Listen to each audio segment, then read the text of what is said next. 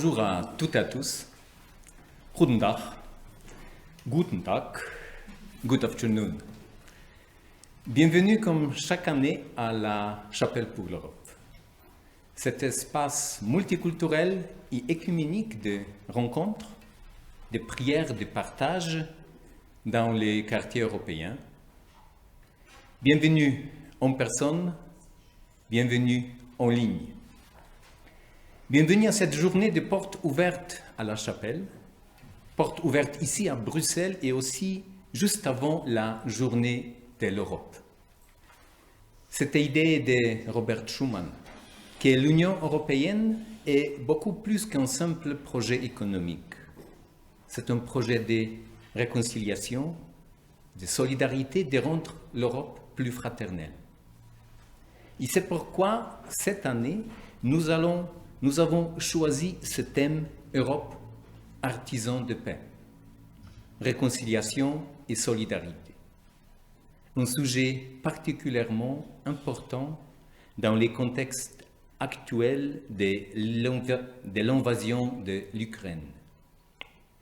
Ensemble avec les partenaires et avec des amis du réseau Ensemble pour l'Europe, nous vous invitons à la prière, à la réflexion et au partage. U bent hartelijk welkom in de Kapel voor Europa, in de Europese Week in Brussel en heel erg bedankt voor uw geduld met mijn Nederlands. Volgens Robert Schuman is de Europese Unie veel meer dan alleen een economisch project. Een project van verzoening en solidariteit, om Europa broederlijker te maken. Daarom hebben wij dit jaar als thema gekozen Europa Vredesdichters. Verzoening en solidariteit. Een bijzonder belangrijk thema in de actuele context van de invasie van Oekraïne. Samen met de partners en vrienden van het netwerk Samen voor Europa nodigen wij u uit tot gebed, nadenken en uitwisseling. Europa, samen bouwen aan vrede. Dat is het thema dat het Belgisch Nationaal Comité van Samen voor Europa heeft gekozen. In Europa worden we in verschillende mate geconfronteerd met de moeilijkheden veroorzaakt door de COVID-pandemie op gezondheid, sociaal en economisch niveau, door de gevolgen van klimaatverandering, door de nog steeds actuele bio-ethische kwesties, de komst van migranten en de confrontatie met inclusie, fragmentatie en polarisatie van onze democratische samenlevingen. Hoe kunnen we dan voorkomen dat conflicten verergeren, dat breuken die veroorzaakt zijn door verdeeldheid? De oorlog in Oekraïne is voor ons een alarmerend teken dat nieuw bewustzijn oproept.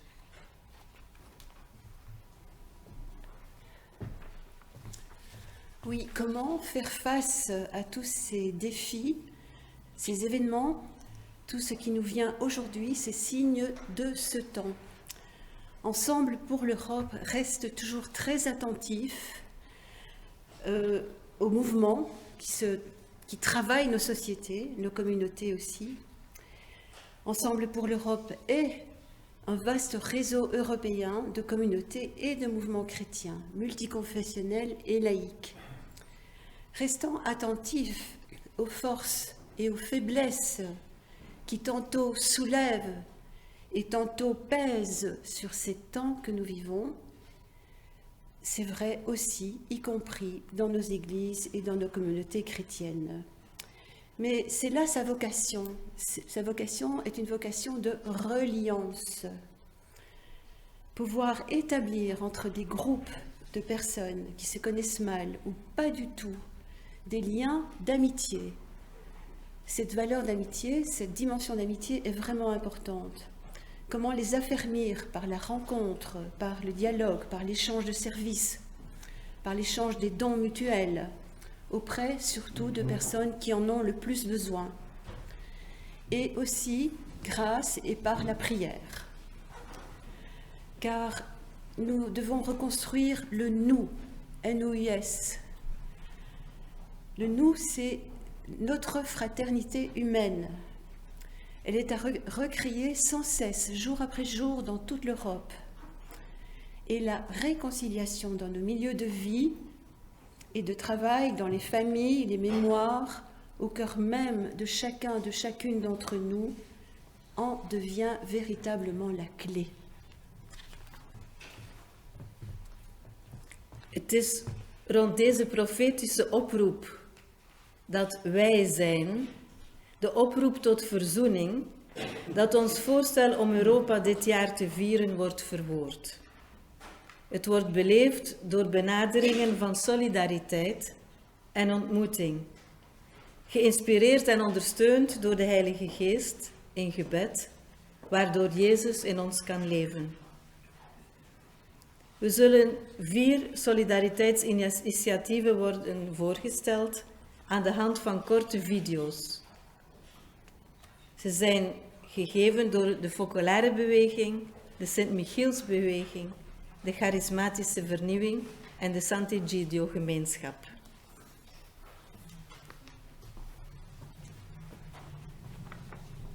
Thème de la solidarité que nous avons choisi, mais aussi thème de la réconciliation, qui sera particulièrement développé par le pasteur allemand de Munich et son épouse Walter et Anne-Marie Krischbaum.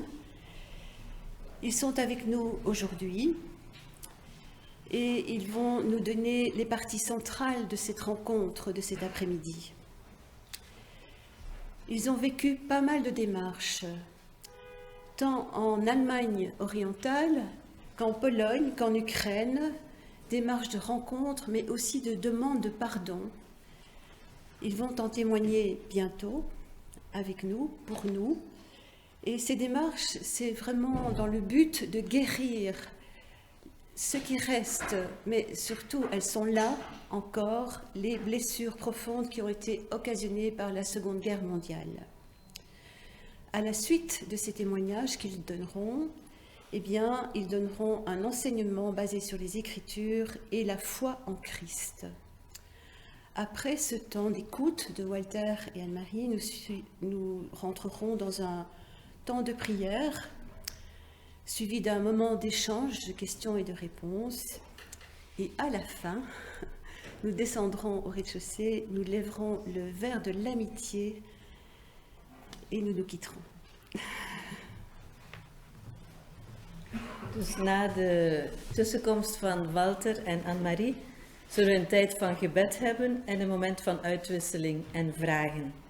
Welkom aan iedereen, of je nu hier in de kapel van Europa bent of achter je scherm.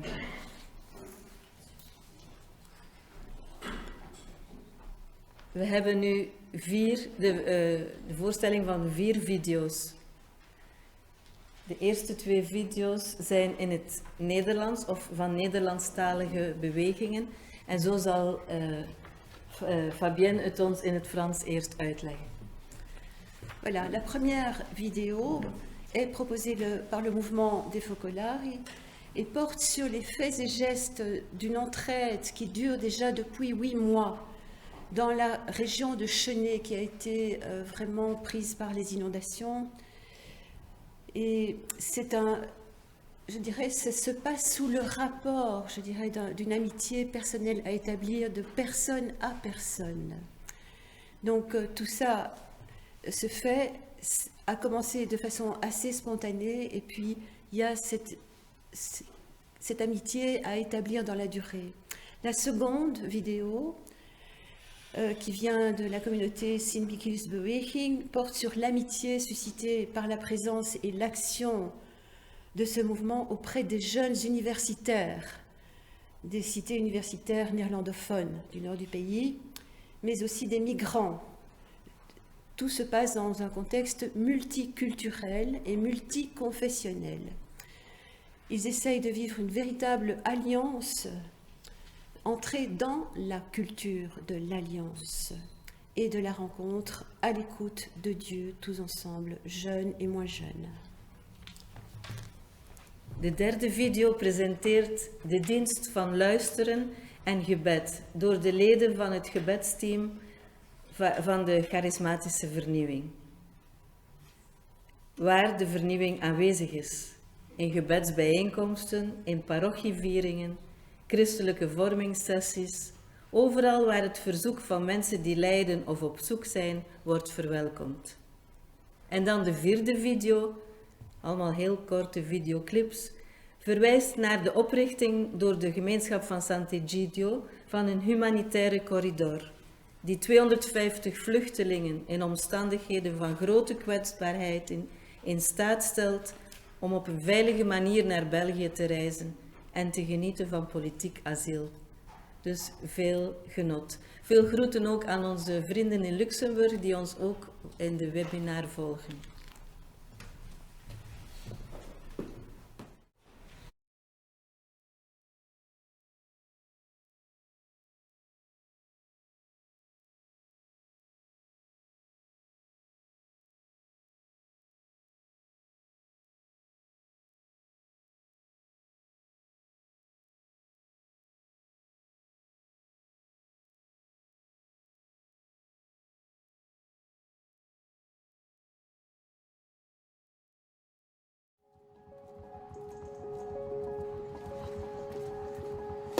Vanuit alle hoeken van de wijk kwamen ze met zakken en kwamen ze met materiaal en met eten. En met, Dus dat drama is zo groot dat zelfs, ik geloof niet dat de Belgische regering dat aan kan, om dat georganiseerd te krijgen. Je ziet echt huizen waar dat vooruit gaat, omdat er families zijn die helpen. En je hebt dan huizen waar er niemand. En dan hebben wij gezegd op een bepaald moment, maar wij zijn van nu voort jouw familie. We gaan jou helpen, we gaan...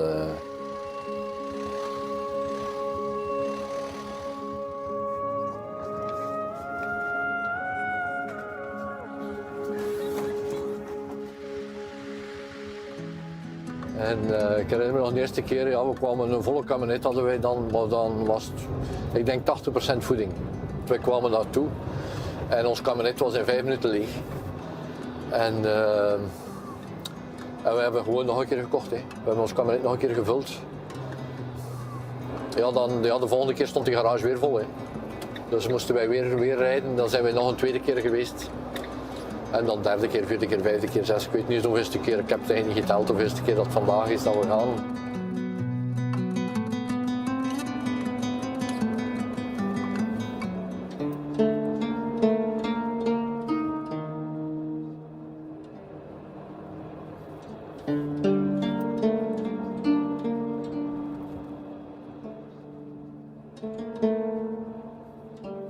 Wat aan mij bijkwam van, soms zeg je wel, god, het is maar een druppel op een hete plaat. Maar dan dacht ik van nee, dat is niet juist, het is een druppel in een emmer. En als iedereen zijn druppel in die emmer brengt, dan vult hem die emmer. Hè. Terwijl een druppel op een hete plaat lijkt mij zo van iets dat voorbij gaat. Zo, het heeft geen zin, het heeft geen... maar als je dan de familie ziet, wat dat helpt. Fabienne is een van de eerste mensen dat we ook geholpen hebben. Dat we in het centrum hebben leren kennen. Bonjour Fabienne, ça va? Ça va? On est là de retour. C'est la première fois que je le vois. Oh, il est chouette. Au foyer culturel, j'étais à la table, j'avais demandé un frigo. On m'a répondu non, c'est pour les familles nombreuses. Et monsieur était à la table avec 2 autres personnes et il m'a dit si vous voulez, j'ai encore un petit frigo dans ma camionnette. Même si j'ai pas le confort, ben voilà, c'est chez moi, c'est ma maison. J'en ai bavé toute ma vie pour avoir ce que j'ai. Du jour au lendemain, elle perd tout comme ça. C'est catastrophique, il n'y a pas de mots pour le dire.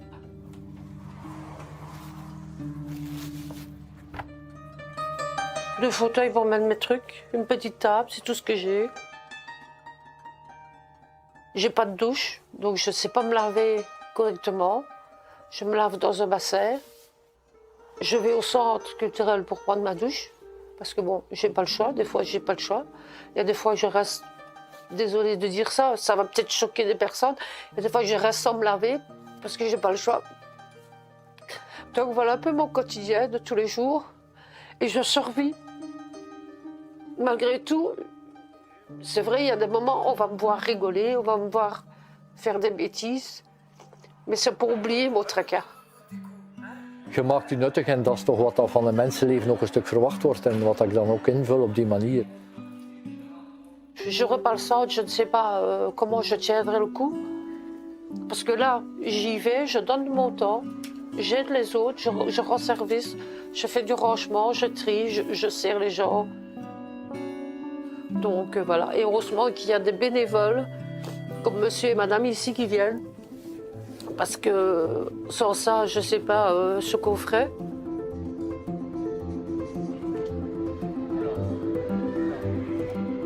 En dat is een beetje het verhaal van Fabienne, die dan ook in staat zijn om ook anderen te gaan helpen. En zo creëerde een krinkeling in het water. Hè. Je smijt een steen erin en het krinkelt verder. Hè.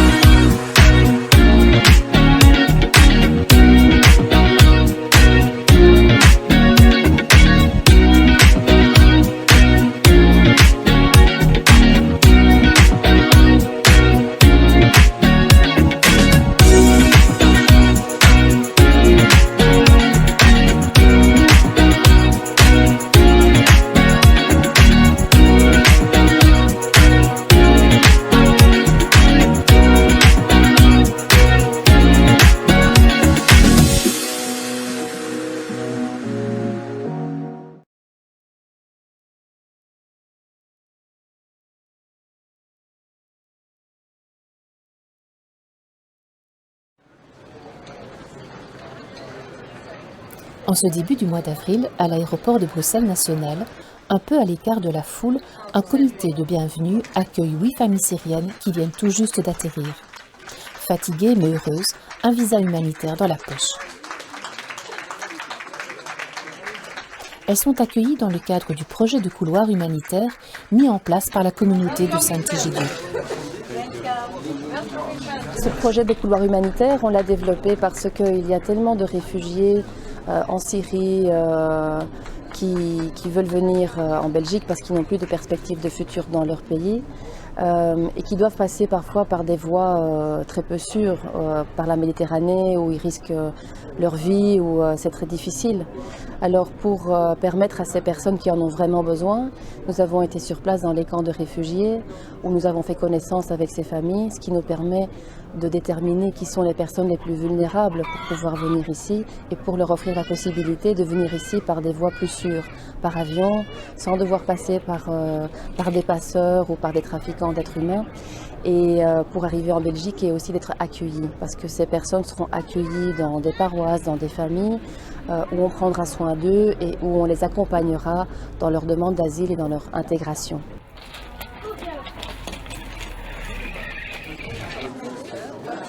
La communauté de Sant'Egidio et le secrétaire d'État pour l'asile et la migration, Theo Franken, en partenariat avec tous les cultes reconnus en Belgique, ont en effet signé un accord pour la réalisation de ce projet. Il permettra à 150 réfugiés de zones en guerre d'être accueillis en Belgique. Dans les jours qui viennent, ces familles vont introduire leur demande d'asile. Pendant la première année, elles seront prises en charge en collaboration avec Caritas par ces différentes communautés religieuses et par des familles d'accueil. Madame Papa-Georges, qu'est-ce qui vous a poussé à accueillir une famille venant de Syrie? Écoutez, j'ai un certain âge déjà, ça se voit, et j'ai un peu de temps. Et d'autre part, je me disais que vis-à-vis de mes petits-enfants, c'était quelque chose à leur faire vivre peut-être, en tout cas de façon, par relais, via moi, et que ça pouvait être intéressant. Et puis ça fait longtemps, tellement longtemps qu'on parle de la Syrie et de tout ce qui s'y passe, que j'avais envie d'apporter un petit morceau, une petite pierre, voilà, c'est tout. Est-ce qu'il y a quelque chose qui vous fait peur dans cet accueil? Oui, de ne pas être à la hauteur. Voilà, mais je crois qu'il faut se laisser porter par sa bonne volonté et puis par son amour de l'autre. Pour ces 28 personnes, arriver en Belgique est certainement l'aboutissement d'un long chemin. Mais il leur faudra encore y construire leur avenir.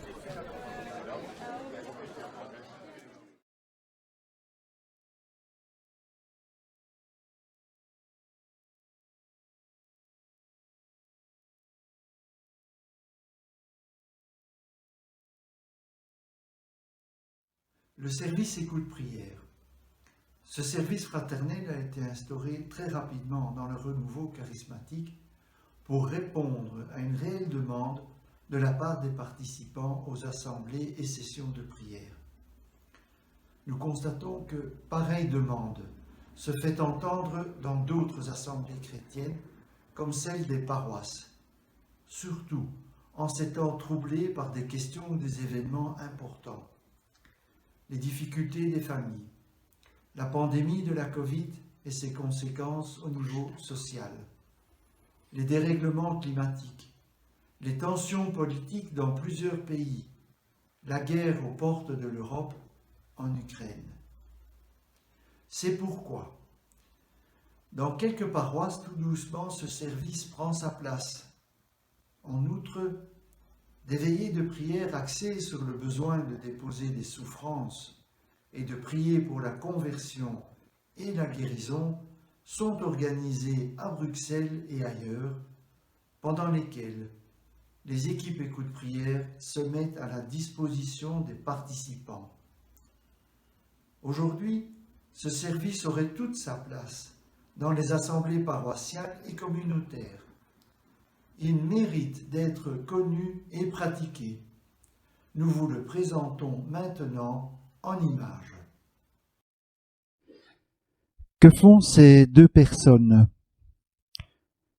Il s'agit de laïcs formés que l'on appelle des équipiers de prière. Ces personnes prient pour une troisième que nous allons appeler Martine. Il ne s'agit pas d'un accompagnement psychologique, mais d'un service d'église, écoute et prière. Martine demande la prière pour déposer devant Dieu sa difficulté, sa souffrance, ses craintes, et les équipiers vont l'accompagner dans sa demande en invoquant l'Esprit Saint. La parole a beaucoup d'importance, la parole de la Bible, car l'Esprit Saint inspire les priants pour donner une réponse ou une direction à Martine. Martine devra ensuite s'accrocher à cette parole, la prier, la méditer, parce que c'est dans ce travail personnel avec la parole qu'elle trouvera des réponses à sa question, une aide pour changer sa vie. L'exercice des charismes est aussi important Peut-être à un moment donné, y aura-t-il un chant en langue, la parole dont nous avons parlé, qui est parole prophétique. Tout ce qui est dit et partagé entre ces trois reste un secret dans le cœur de Dieu et dans le cœur des écoutants.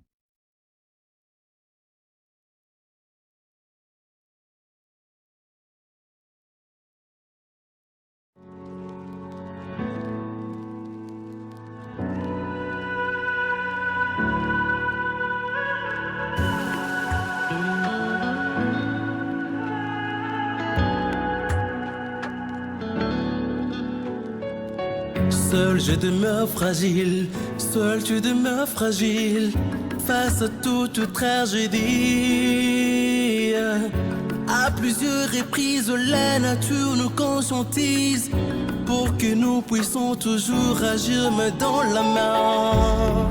Partout, en tout, car nous sommes liés, toi pour moi et moi pour toi. Nous sommes tous liés, car tout est lié. Ce qui te blesse au fond finit par me blesser. Nous sommes tous liés, car tout est lié. Ce qui te brise le cœur finit par me briser. Alors restons soudés et solidaires.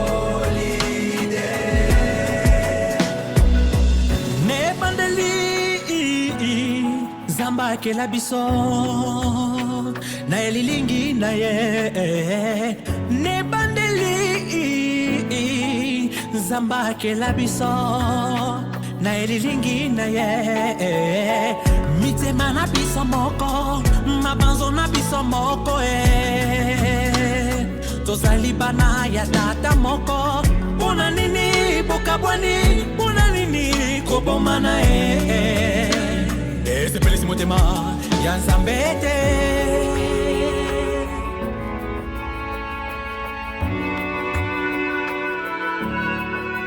It's a sign, naumia moyoni kwa shida tumepata you and I, so tujiangalie na tungane mkono. Don't be scared, everything's gonna be alright. Even though tumepigwa na janga la moto, tusi break down, umoja kati yetu.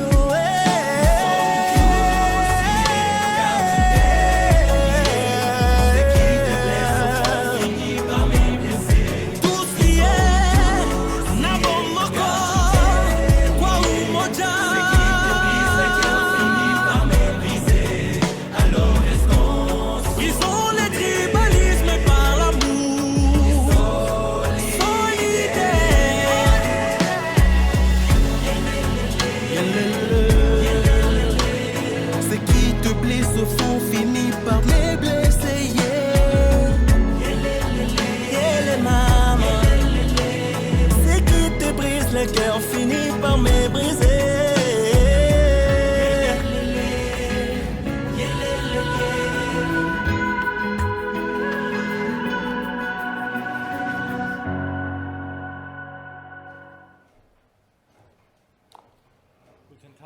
Bonjour. Est-ce que vous m'entendez?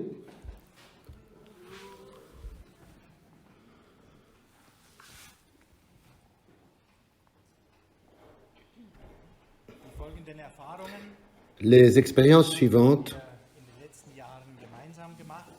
nous les avons faites ensemble, ma femme et moi, depuis 2008. Nous avons, comme nous l'avons entendu, rendu visite à des personnes, des églises et des communautés chrétiennes dans différents pays. Au départ, nous ne pensions pas à la réconciliation. C'est l'intérêt pour d'autres pays, d'autres cultures qui nous ont guidés. Nous avons été surpris non seulement par ce qui nous était étranger et inconnu, mais aussi par les lourdes conséquences de notre histoire allemande.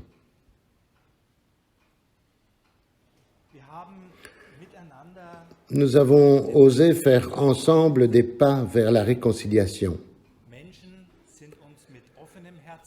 Des personnes nous ont rencontrés avec un cœur ouvert.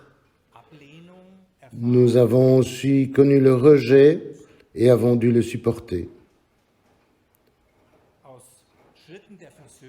Des étapes de la réconciliation, souvent à travers la douleur et les larmes, ont donné naissance à des amitiés qui sont encore vivantes aujourd'hui.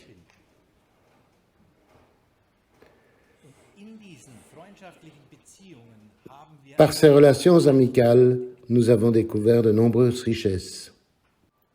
En même temps, poursuivre les chemins de la réconciliation ne se limite pas à un moment, à une visite, mais la réconciliation se nourrit d'une vie constamment vécue. Nous allons maintenant raconter 4 expériences. Je commence par une vie réconciliée entre l'Allemagne de l'Ouest et l'Allemagne de l'Est.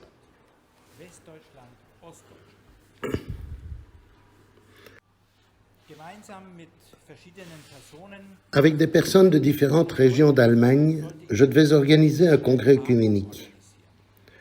La chute du rideau de fer avait eu lieu il y a environ 15 ans. Le centre de conférence se trouvait sur le territoire de l'ancienne RDA. Nous commençons à préparer, mais nous n'avançons pas ensemble. Nous n'avançons pas d'un pas. Nous nous demandons, mais qu'est-ce qui nous bloque? Avec quelques responsables, j'entame un échange sincère. Nous découvrons qu'il existe des différences culturelles cachées entre l'Est et l'Ouest. Notre histoire culturelle nous sépare plus que nous ne le pensons.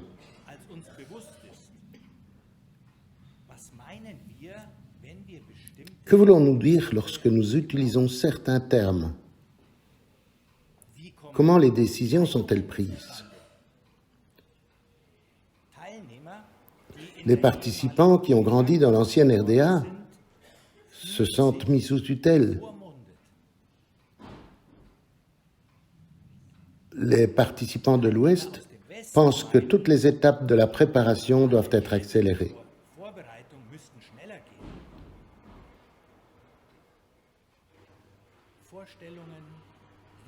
Les idées d'unité œcuménique se heurtent à des peurs et des réticences liées au passé politique et social de l'Allemagne de l'Est et de l'Ouest. Commence alors un chemin difficile. Apprendre à s'écouter patiemment, essayer de se comprendre, poser patiemment des questions, expliquer les blessures, exprimer les déceptions, revenir sur les jugements mutuels, trouver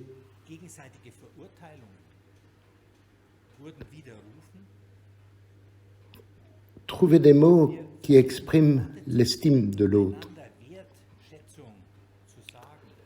Le chemin est long, un chemin d'amour, de réconciliation, un chemin plein de découvertes mutuelles.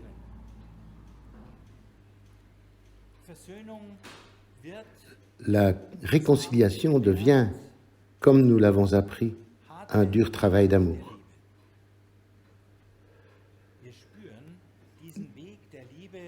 Nous sentons que ce chemin d'amour ne peut être parcouru que par la force de l'Esprit Saint. Une surprise pour nous. Ce chemin vers une vie concrète dans la réconciliation devient un trésor pour moi.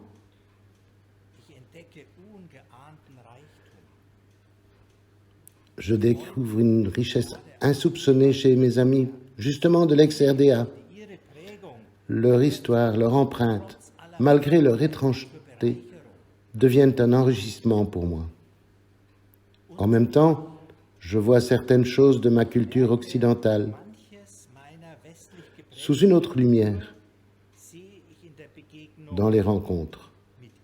Et je peux aussi remettre en question certaines choses en moi.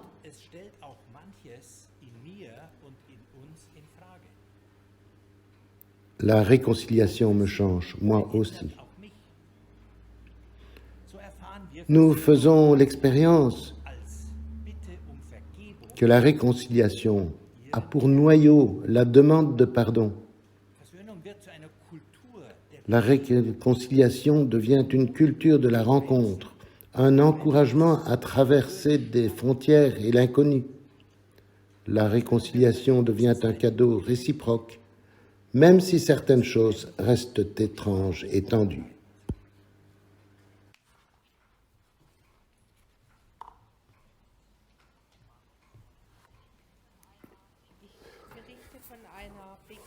Je vais vous parler d'une rencontre en Pologne et je veux en parler en tournant le regard vers l'avenir.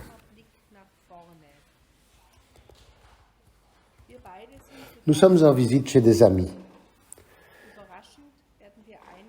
Par surprise, nous sommes invités à une fête à l'occasion d'un 90e anniversaire avec une centaine d'invités. Au début, nous hésitons à accepter. Nous ne connaissons presque personne et comment pourrions-nous comprendre la langue? Pourtant, nous arrivons et à notre grande surprise, on nous place au premier rang de la grande salle. À droite et à gauche, il y a soudain des personnes qui nous traduisent gentiment.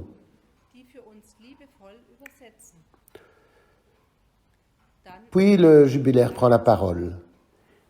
Il raconte sa vie si riche, 90 ans. Tout à coup, il s'adresse à nous deux, les Allemands du premier rang. Je suis un peu effrayé. Nous apprenons que pendant la Deuxième Guerre mondiale, il était partisan et combattant clandestin contre les forces d'occupation allemandes.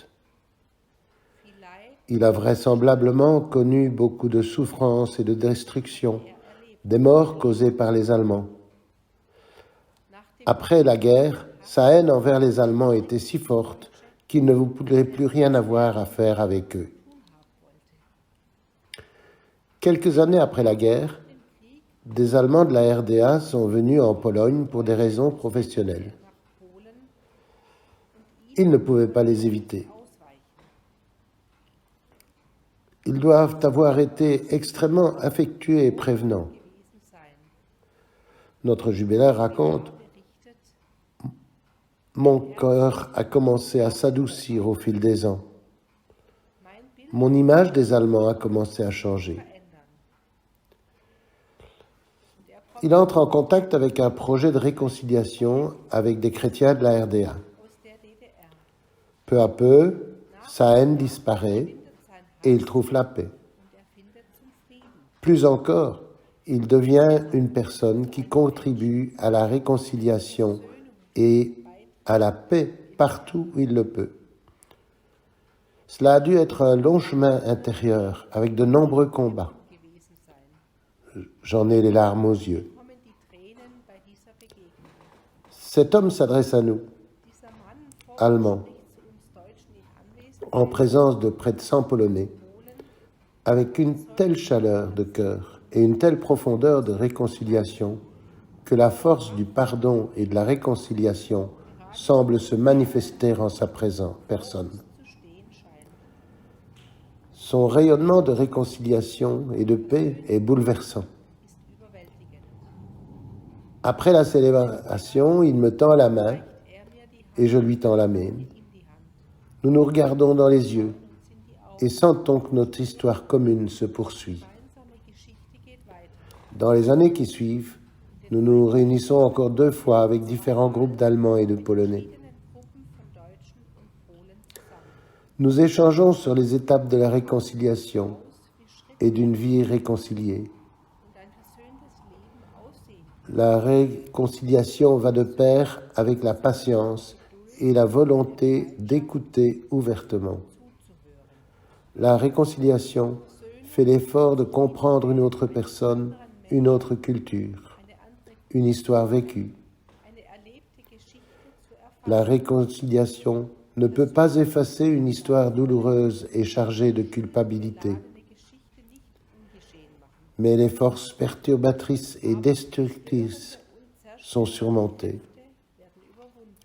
On apprend à avancer ensemble de manière attentive, sensible et respectueuse. Les ruptures et les séparations peuvent se transformer en complémentarité grâce à la force de la réconciliation. Après notre dernière visite, nous nous disons au revoir. Ces paroles restent gravées dans ma mémoire. Nous avons tous deux semé une graine de réconciliation. Maintenant, c'est à d'autres de faire fructifier cette graine. Les paroles de notre ami résonnent en nous comme son testament.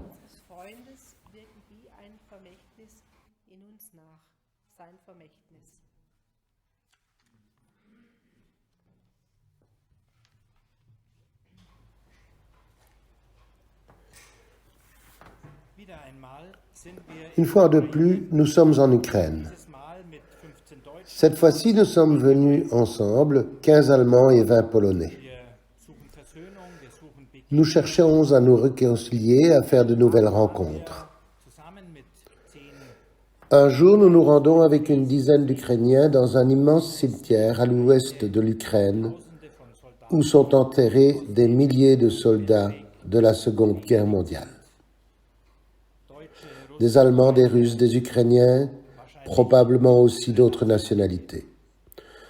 Nous savons qu'en raison de grands et terribles combats, plusieurs centaines de soldats sont tombés de tous les côtés et n'ont pas pu être enterrés, mais sont simplement enfouis quelque part dans la terre. Nous nous rassemblons autour d'une autre croix. Des psaumes sont récités en ukrainien, en polonais et en allemand. Des chants sont entonnés. Des moments de silence et des prières dans les 3 langues sont récitées. Enfin, on me demande, à moi, allemand, de prier pour les personnes décédées qui n'ont jamais pu être enterrées. Et je veux surtout prier pour demander le pardon pour les atrocités commises par les Allemands. Nous avions déjà expliqué cette demande à nos amis ukrainiens. Pendant que je prie, je sens le poids de l'histoire. On sent chez tous une profonde émotion, des larmes, mais aussi quelque chose comme un espoir naissant de pardon et de réconciliation. La croix de Jésus, au milieu de nous, devient littéralement un lieu de paix durant ces minutes dans ce vaste cimetière. Nous terminons notre temps de prière par des chants et le Notre Père en commun. Nous restons longtemps en silence devant la croix. Tous sentent, quelles que soient les nations, la croix de Jésus nous unit. Une surprise s'ensuit. Un vieil homme ukrainien de grande taille s'approche de moi. J'estime son âge à environ 90 ans. Il me tend la main et se présente. C'est un ancien colonel de l'armée rouge soviétique. Il me fait comprendre qu'il connaît très bien l'histoire de cette époque. Des larmes d'émotion coulent sur son visage.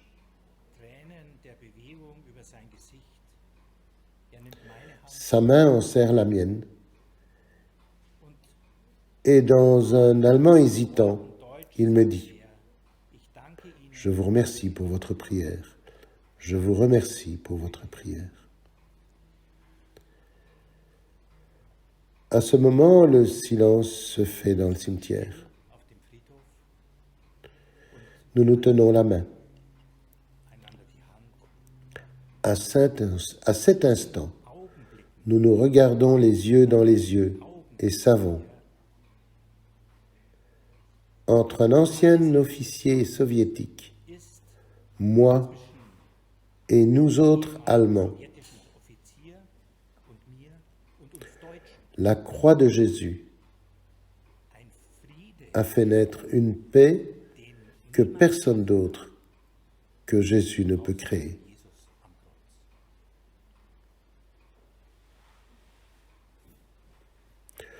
Nous sommes encore restés là un moment. Je n'oublierai jamais son regard plein de gratitude et de soulagement. Tous ont senti qu'il s'était passé là quelque chose que les hommes ne peuvent pas accomplir par eux-mêmes. Nous avons appris quelque chose. La réconciliation permet de devenir vrai. On peut regarder l'histoire en face et on commence à se regarder à nouveau dans les yeux. Et d'un seul coup, on commence à reconnaître chez l'autre quelque chose que l'on n'avait jamais soupçonné ni reconnu auparavant. Certes, la réconciliation ne rend pas tout simplement lisse et harmonieux, mais pouvoir regarder dans le cœur d'une autre personne rend humble et ouvre un vaste horizon.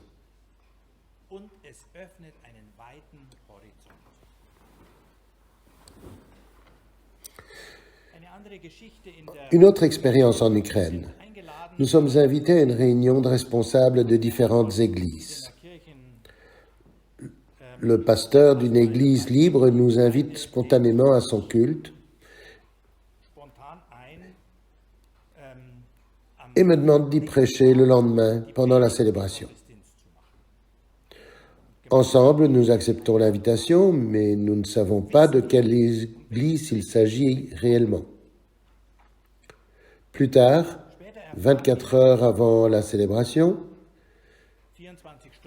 j'apprends que l'église à laquelle nous sommes invités est une église de Sinti et de Roms. Je dois avouer que je suis effrayé, car en tant qu'Allemand, je sais ce que les Allemands ont commis comme crime sous le Troisième Reich. Comment pourrais-je bien prêcher dans une telle église? Une décision mûrit en moi.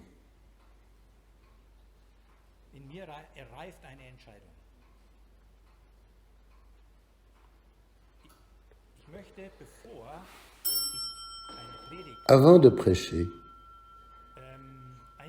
je veux chercher quelques mots de réconciliation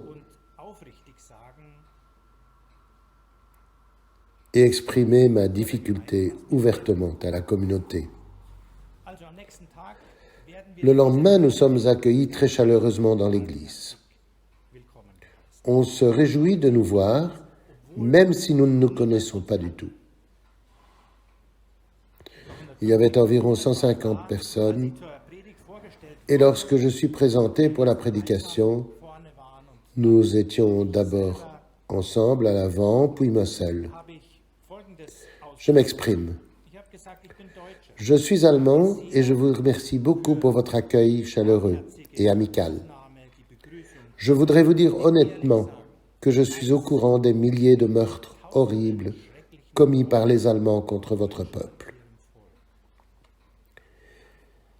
Je suis né après la guerre. Néanmoins, je veux dire consciemment que c'était et que cela reste injuste. Je veux me reconnaître débiteur de la culpabilité de mon peuple et avec beaucoup d'autres qui l'ont fait avant moi, demander pardon. Il était intéressant pendant ces quelques minutes de regarder l'assemblée. Il y avait des personnes de toutes générations, des très jeunes de très âgés. D'un instant à l'autre, les visages ont changé. L'atmosphère est devenue différente, très ouverte.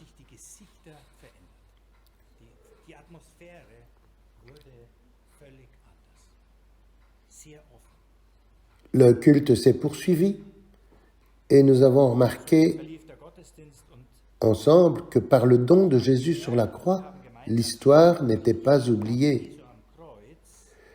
Mais le poison de l'histoire est anéanti.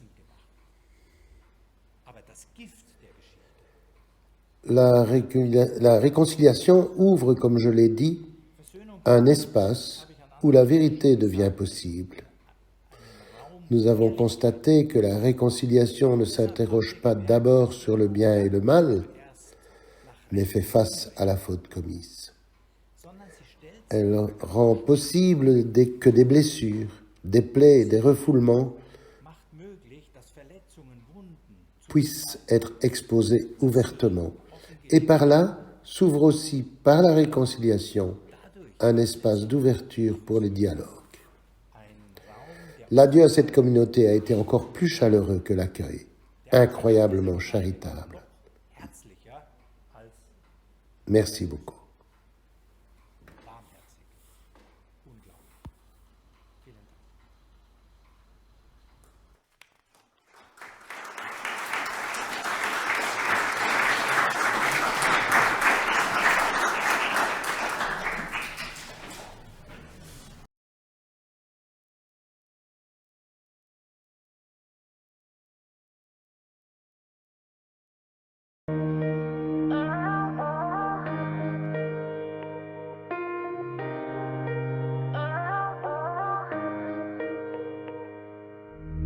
In the heart of a mother fighting for her child, in the gaze of a migrant out at sea,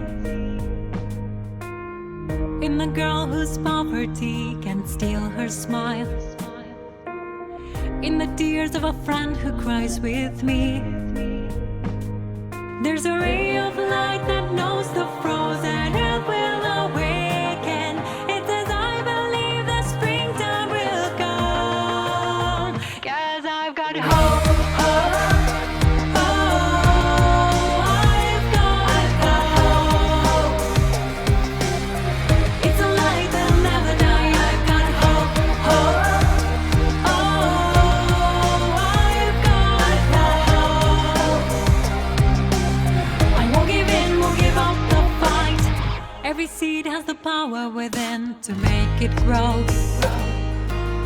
In every death there's a promise of new life. There's a longing in our hearts to reach our home, for a star to guide us through the night. In the darkness is the light, and in the stillness the dancing. If I can't believe in when I can't see, 'cause I've got hope. I've got hope.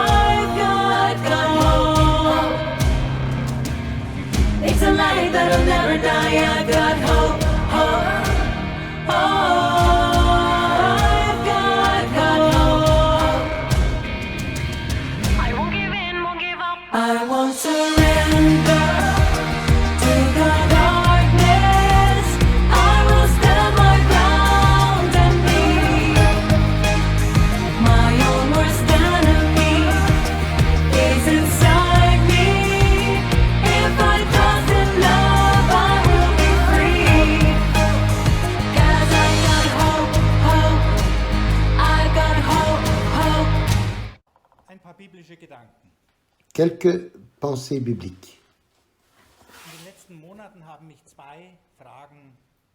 Ces derniers mois, j'ai été préoccupé par deux questions qui sont étroitement liées. Première question.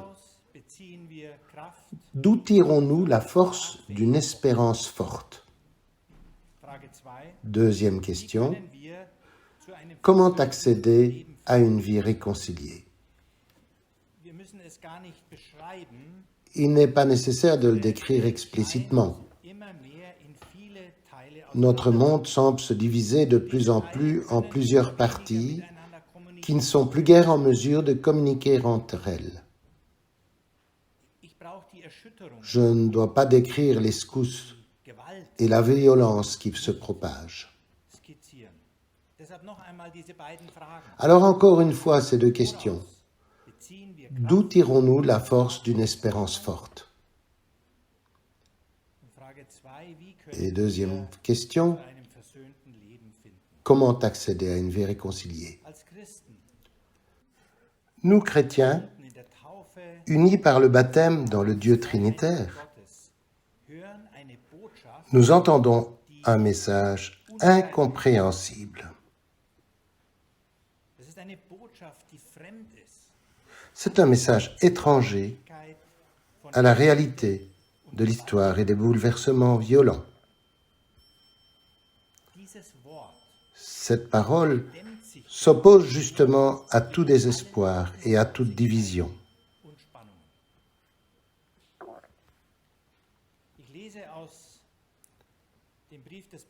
Je lis dans la deuxième lettre de saint Paul aux Corinthiens. Dieu était en Christ et il a réconcilié le monde avec lui-même en n'imputant point aux hommes leurs offenses et il a mis en nous la parole de réconciliation.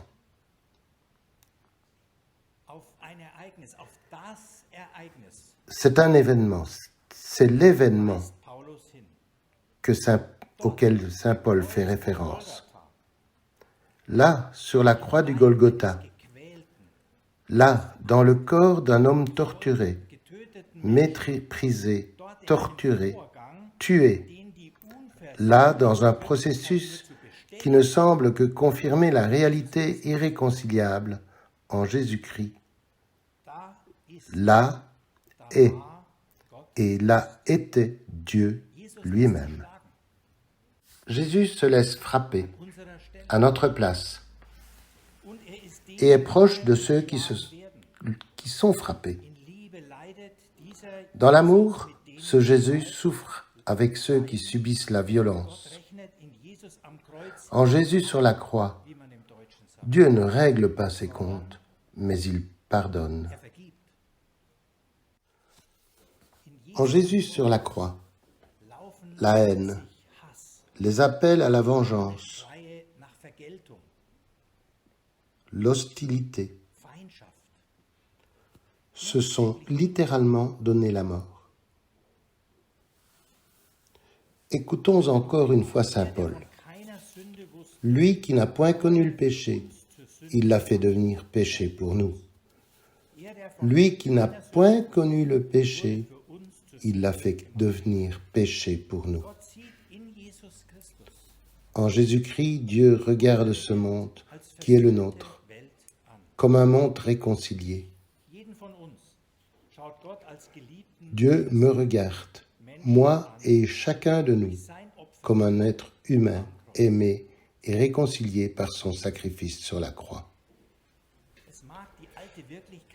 La vieille réalité peut se briser, mais en Jésus, une nouvelle réalité a fait son apparition. Que les hommes se haïssent à nouveau, Jésus ne le fera pas. Que les hommes tuent à nouveau, Jésus ne le fera pas. Même si les hommes nourrissent une haine énorme, Jésus ne se laisse pas déstabiliser.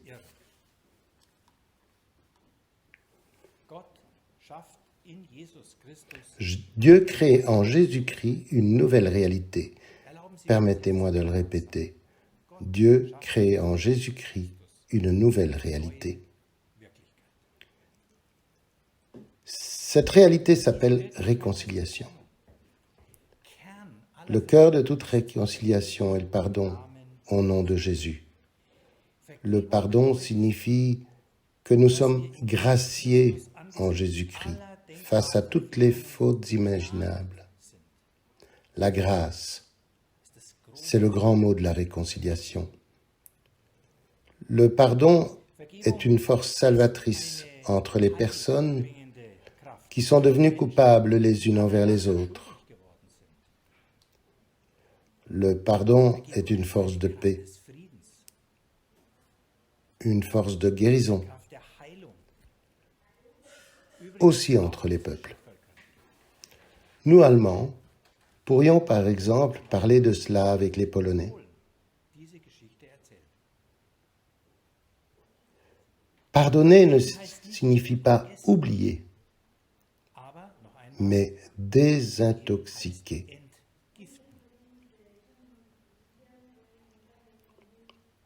Et maintenant, voici une phrase par laquelle je peux rassembler tout ce que je veux dire. C'est la nouvelle réalité de notre Dieu en Jésus-Christ. Crucifié, ressuscité à Pâques et vivant au milieu de nous. C'est la nouvelle réalité de notre Dieu en Jésus-Christ. Je me suis souvent posé la question, pourquoi recherchons-nous une espérance fondée sur la réconciliation? La réponse, parce que Dieu aime tous les hommes et femmes. Parce que Dieu veut surmonter l'hostilité et la souffrance. Parce que Dieu veut réunir, compléter ce qui est séparé, ce qui est brisé, ce qui est hostile.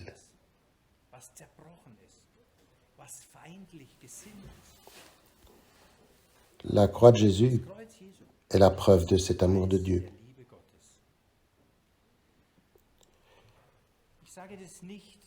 Je ne le dis pas parce que nous sommes à Bruxelles.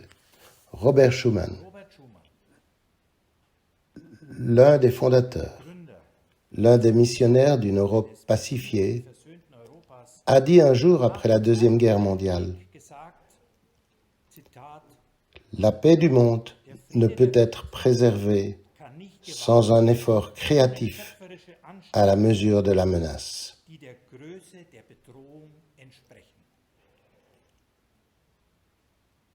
Et il a ajouté, « Nous ne relions pas des États, mais des hommes. » Il y a une différence.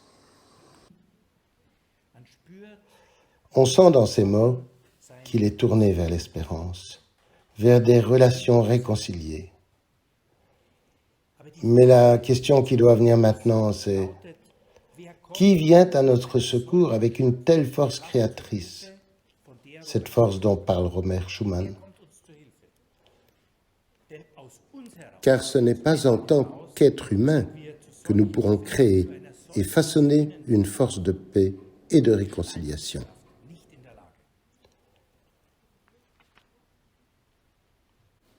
La réponse, c'est ce Jésus, le Christ et le Messie, qui a créé une nouvelle réalité à travers la croix et la résurrection. Il est la force de l'espérance et de la réconciliation. Je pense souvent à une parole du prophète Ésaïe qui a décrit cette nouvelle réalité, Jésus le Messie. Je cite Ésaïe. « Car un enfant nous est né, un fils nous est donné, et la domination repose sur son épaule, et on appelle son nom Conseiller merveilleux, plein de miracles et de sagesse, Dieu fort, Père d'éternité, Prince de la paix. » C'est à ce Christ Jésus que nous pouvons nous référer. C'est lui qui vient à notre secours, plein de sagesse, avec sa force divine, avec son amour passionné et avec sa paix.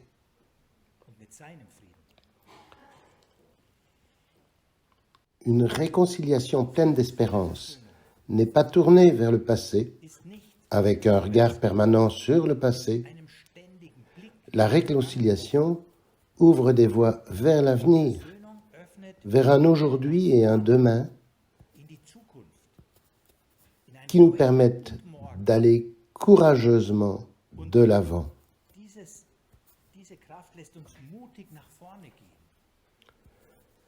Le mystère divin de la réconciliation développe des forces de vie que nous découvrons en Jésus.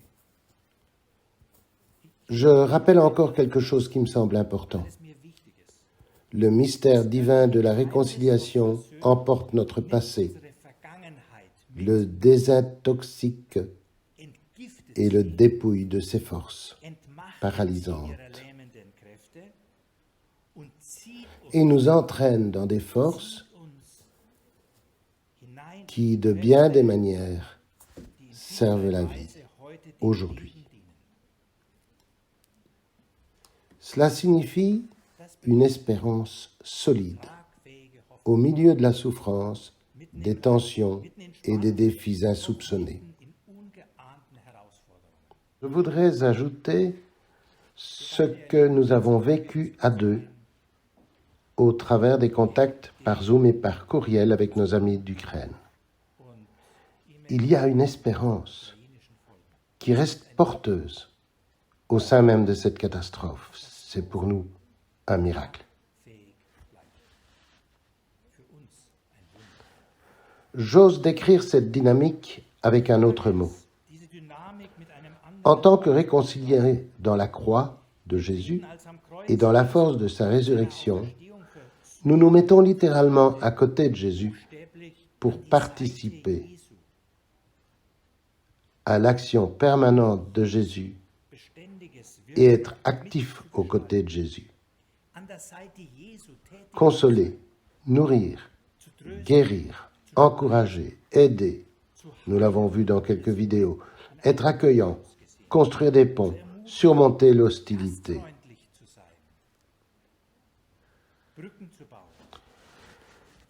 La réconciliation pleine d'espoir n'est dès lors rien d'autre que le service du Christ. La réconciliation pleine d'espoir n'est dès lors rien d'autre que le service du Christ. Saint Paul nous dit, Dieu a mis en nous la parole de réconciliation en Christ. Les mots « mis en nous » en grec ont au fond une signification créatrice. Quelque chose est créé, quelque chose naît, quelque chose est produit. Il s'agit donc dans ces mots « mis en nous » d'une parole active, créatrice, qui stimule l'imagination, la fantaisie, la créativité. C'est aussi ce qui ressort de ces vidéos. À quoi peut ressembler une vie de réconciliation et d'espérance? Voici quelques réflexions. Elles ne sont pas complètes. La réconciliation mûrit dans un cœur réconcilié. Dans le chant de Tenrosso, je crois, il était question de ce point. C'était dans Ten Verde. Un changement d'attitude intérieure nous rend libres d'agir avec imagination. Être réconcilié avec nous-mêmes et notre propre histoire est une condition préalable à la confiance et à l'espérance face aux défis quels qu'ils soient. En tant que chrétiens unis en Jésus-Christ, nous vivons dans l'unité et la diversité avec le Dieu vivant et nous faisons l'expérience d'un seul peuple de Dieu avec toutes ses différences. Une vie réconciliée cherche un centre qui relie.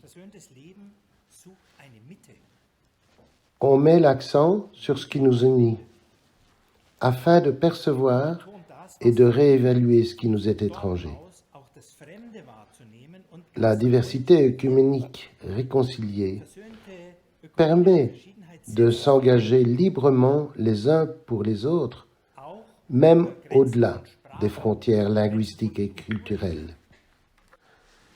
La rencontre réconciliée, en général, se nourrit de la prise en compte et de l'appréciation de l'histoire des autres. La force de la réconciliation permet d'aller à la rencontre de traditions et de cultures étrangères. Peut-être peut-on y découvrir des traces de la richesse de Dieu. L'étranger suscite souvent des peurs en nous.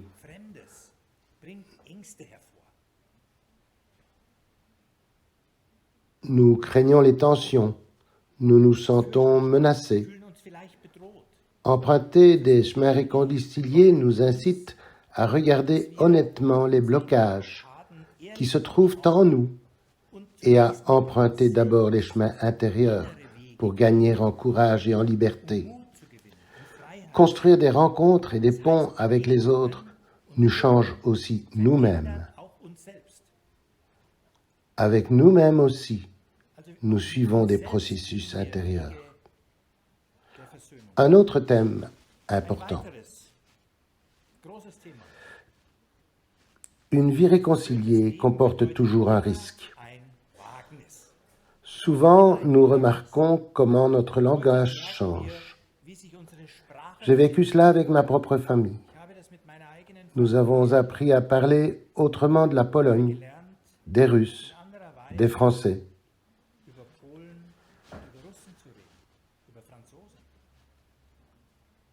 Nous apprenons à écouter. Peut-être essayons-nous de nous mettre à l'écoute du langage et de la pensée des autres.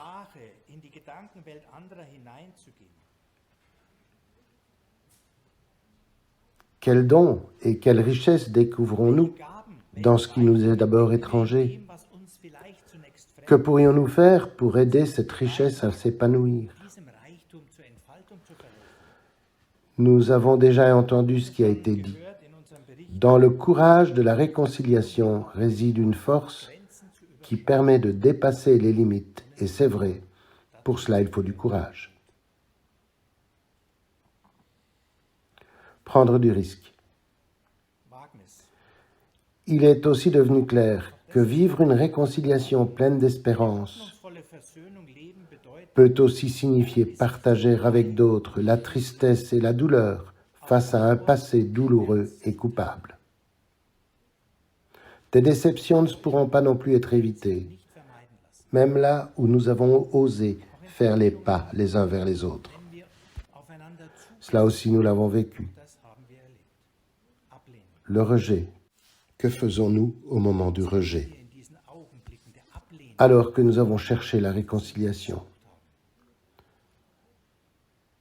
Dans ces moments-là, nous avons besoin de nous orienter vers le Christ, vers Jésus.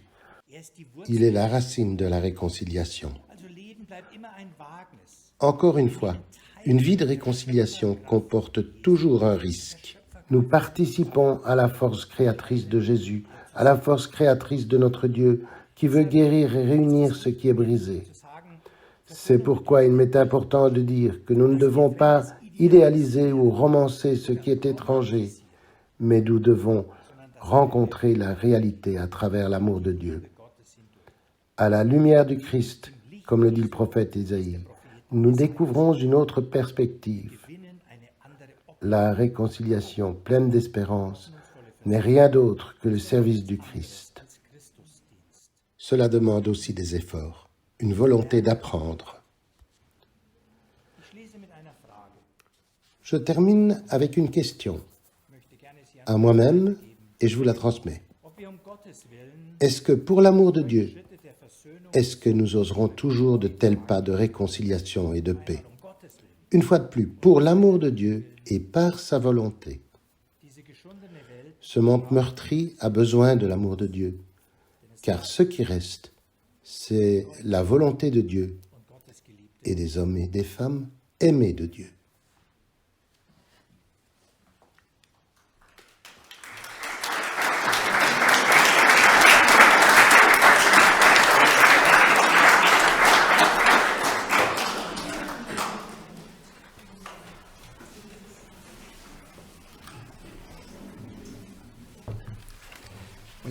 maintenant poursuivre par un temps de prière et j'appelle ici les personnes qui doivent lire le psaume, de même que les personnes qui ont une intention de prière, que tout le monde vienne maintenant en une fois, ainsi ça fera moins de mouvement dans l'assemblée.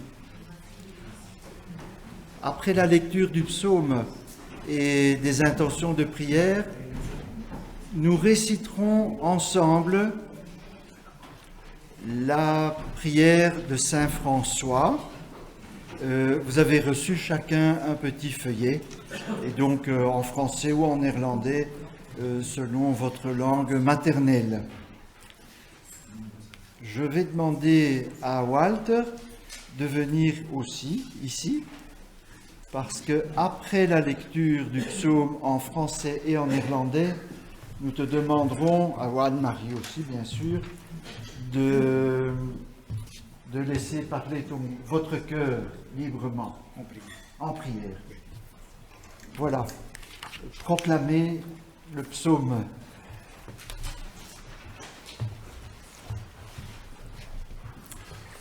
Psalm 85 van 6 tot 14. Wilt u voor eeuwig uw troon laten duren, uw toren laten duren, verbolgen zijn van geslacht op geslacht. Breng ons weer tot leven, dan zullen wij ons in u verheugen. Toon ons uw trouw, Heer, en geef ons uw hulp. Ik wil horen wat God ons zegt. De Heer spreekt woorden van vrede tegen zijn volk, zijn vertrouwen. Laten zij niet weer vervallen in dwaasheid. Voor wie hem eren, is zijn hulp nabij. Zijn glorie komt wonen in ons land.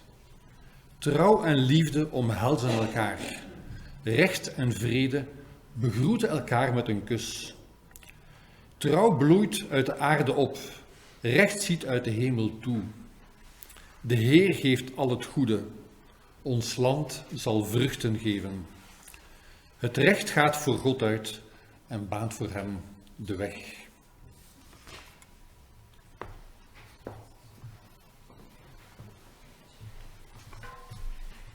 Resteras-tu toujours irrité contre nous? Ta colère durera-t-elle de génération en génération? Ne vas-tu pas nous ramener à la vie, nous qui sommes ton peuple, pour que nous retrouvions en toi la joie? Seigneur, fais-nous voir ta bonté, accorde-nous ton secours. Je veux écouter ce que Dieu dit. Le Seigneur parle de paix pour son peuple, pour ses fidèles, pour ceux qui lui font à nouveau confiance. Oui, son aide est imminente pour ceux qui reconnaissent son autorité.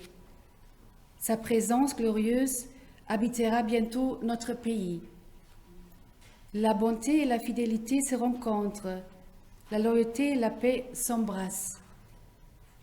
La fidélité germe de la terre, tandis que la loyauté descend du ciel.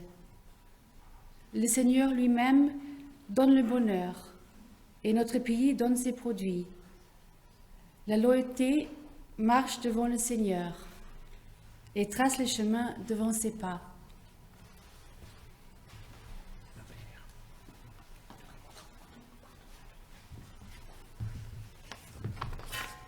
Ich bete in Deutsch.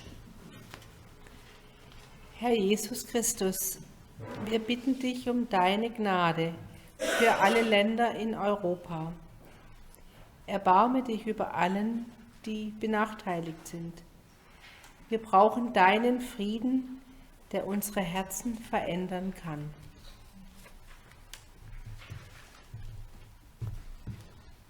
Herr Jesus Christus, wir bitten dich, heute an diesem Tag für uns, für unsere Länder, für unseren Kontinent Europa. Öffne uns durch deinen Heiligen Geist immer neu die Augen, dass wir erkennen, was du im Kreuz und in der Auferstehung für uns erworben hast. Wir bitten dich um deine Gnade, dass wir dich erkennen, die Kraft deiner Liebe, deiner Erneuerung, deiner Vergebung und Versöhnung. Und wir bitten dich, Gieße aus deinen Geist des Friedens, deinen Geist des Verstehens, deinen Geist, Brücken zu bauen. So beten wir im Namen Jesu. Amen.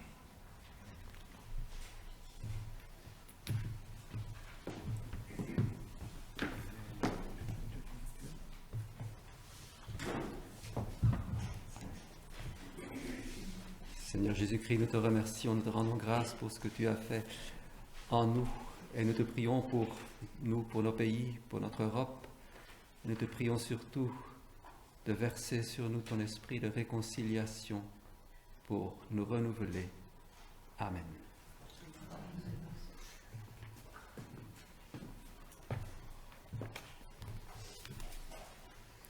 Gebed voor de wereldvrede.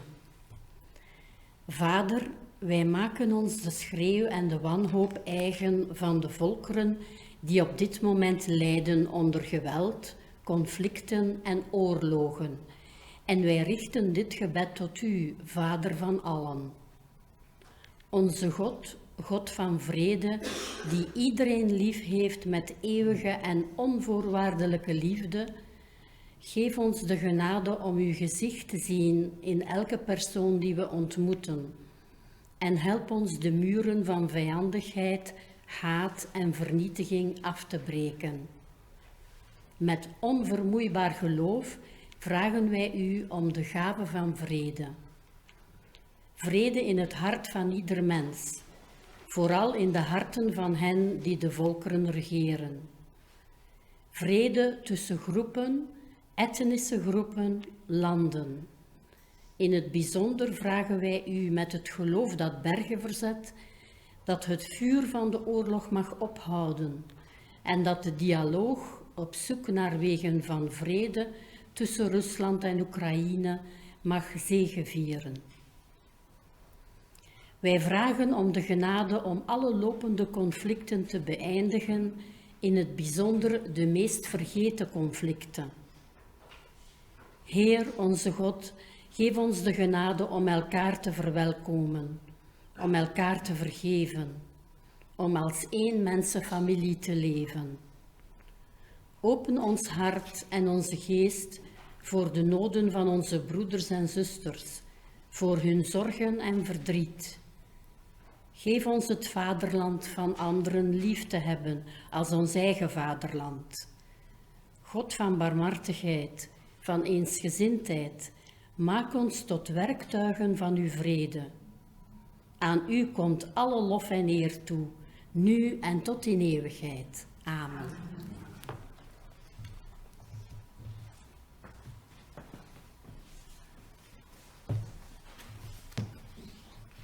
Seigneur, nous te prions pour la fin de la guerre en Ukraine, pour que cesse le bruit des armes et que tu protèges tous les civils victimes du conflit et tous les réfugiés qui sont contraints à l'exil. Que ton esprit puisse guider les gouvernements afin qu'ils choisissent la voie du dialogue pour que revienne la paix. Nous te prions aussi, Seigneur, pour l'unité entre les chrétiens, afin qu'ensemble, ils puissent témoigner de la paix qui est la tienne. Prions le Seigneur.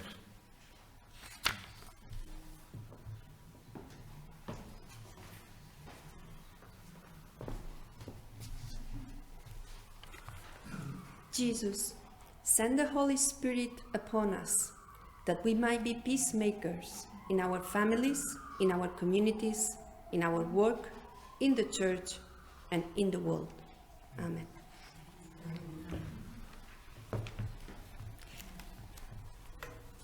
Le psaume nous dit « Recherche la paix et poursuis-la ».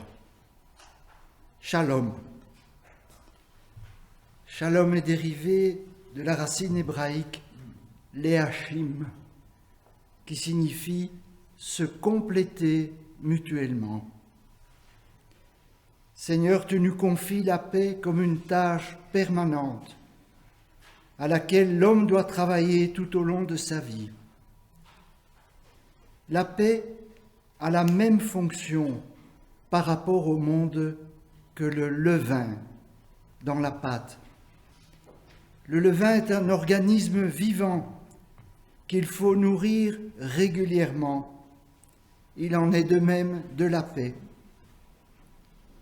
Esprit Saint, tu es le levain dans la pâte de nos vies. Viens, Esprit Saint, compléter ce qui manque entre nos nations et dans chacune de nos vies. Amen.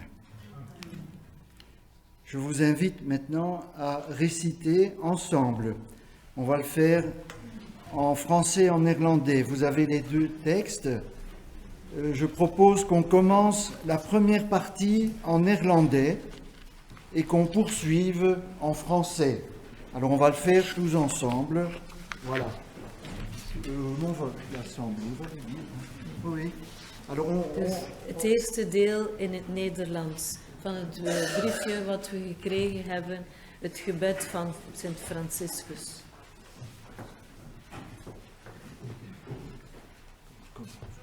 Heer, maak mij tot instrument van uw vrede. Laat mij liefde brengen waar haat is, eenheid waar mensen verdeeld zijn, vergiffenis aan mensen die zwak zijn. Laat mij hoop geven aan wie meer hoopt, geloof aan wie twijfelt. Laat me licht brengen waar het duister is en vreugde waar mensen bedroefd zijn. La deuxième partie en français.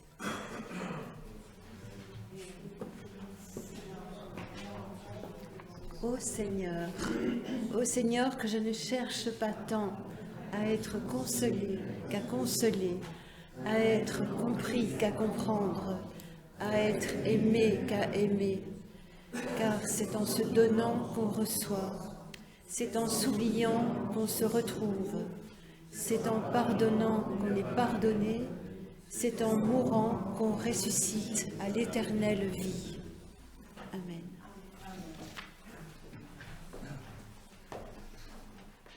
Donc pour poursuivre, on va essayer à trois, éventuellement, de donner quand même une parole de conclusion, quelque chose qu'il nous reste après ces presque 2 heures de rencontre.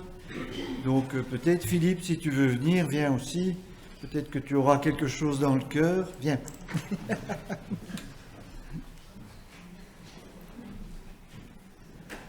Voilà, donc on va peut-être faire ça à 4 voix.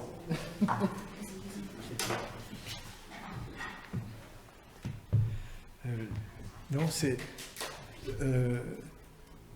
vraiment un moment extraordinaire et inattendu et qui change la vie. Nous repartons différemment. Nous sommes venus d'une certaine façon et nous repartons sûrement d'une autre façon. Voilà.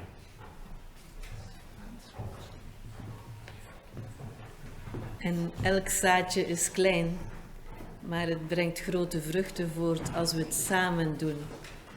En ik denk dat de kracht van Samen voor Europa echt dat samen is. Dat wij is.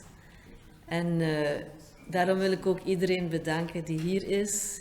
Iedereen die ons volgt langs de webinar. En samen hebben we die hoop. Die hoop waarover we gesproken hebben, gezongen hebben, gebeden hebben. En die hoop brengen we nu in ons hart terug naar van waar we gekomen zijn. Zeker van de liefde onder ons, met de kracht om te vergeven en de kracht om ook te vergeven in de plaats van anderen die die kracht niet hebben. Dank je. Voilà, Walter a dit, la réconciliation, c'est un difficile travail d'amour. Ça m'a frappé. C'était au début. Et je pense alors amour en travail. Et donc je pense aussi accouchement. Je suis une femme, je sais ce que c'est. Et l'accouchement, c'est pour la vie. C'est pour cette vie qui est créée et qui est donnée au monde. Alors, ce chemin de transformation, cette traversée, ce sont des mots que je reprends. C'est un chemin que l'on prend ou que l'on ne prend pas. Que l'on ne prend pas par peur souvent. Et qui demande le courage, l'humilité, la patience, la persévérance et le risque. Voilà, je pense que c'est ce chemin qu'Ensemble pour l'Europe a essayé de prendre avec vous aujourd'hui.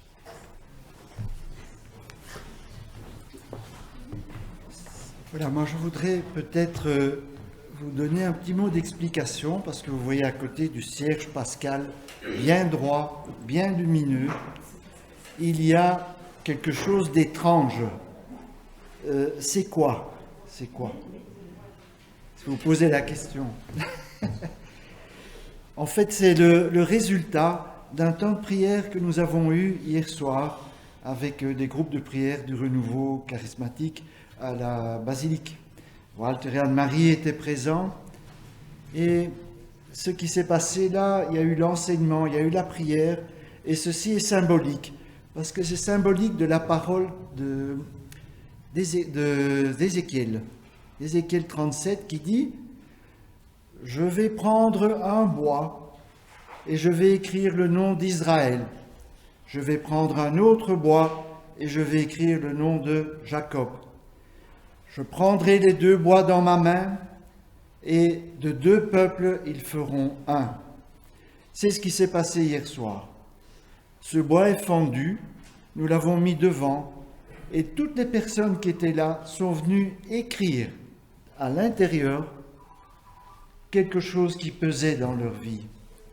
Des difficultés, des divisions, des déchirures. Et après la prière, nous avons remis les deux bois ensemble. Et cette corde rouge représente le sang du Christ. Je pense que face à toutes les déchirures, toutes les divisions, tout ce que nous entendons, nous devons nous mettre devant Jésus, parce que c'est lui qui éclaire le chemin de la paix, de la réconciliation. Nous l'avons entendu longuement, nous pouvons en avoir une image symbolique. Voilà, alors je crois qu'on vous a déjà remercié en néerlandais, on va vous remercier en français aussi, en allemand, on vous le traduira. Donc merci à tous qui êtes venus participer. Merci à Walter, Anne-Marie qui ont fait un déplacement important. Merci aussi aux traducteurs, parce que de ce que nous avons entendu, c'est vraiment des traductions de qualité et ce sont des jeunes traducteurs. Donc merci beaucoup, on ne les voit pas, mais ils nous entendent.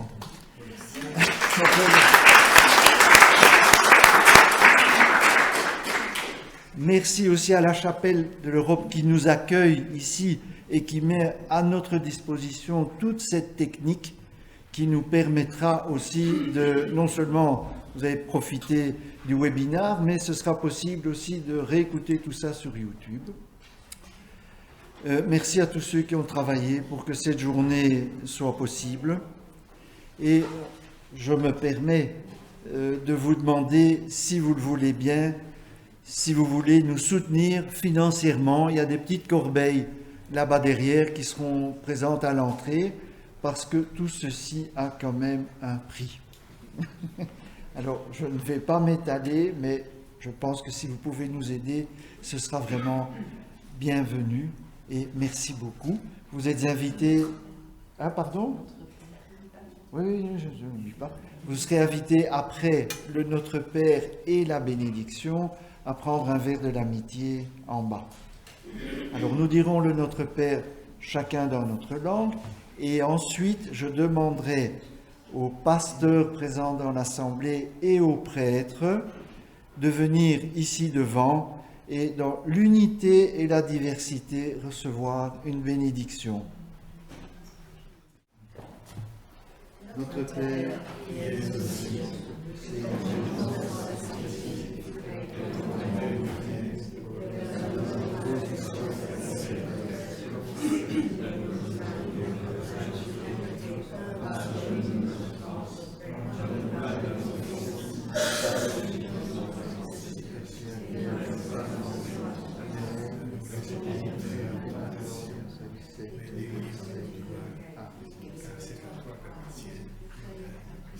Bénissons le Seigneur tous ensemble.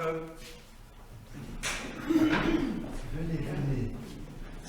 Faites au fait, pasteur.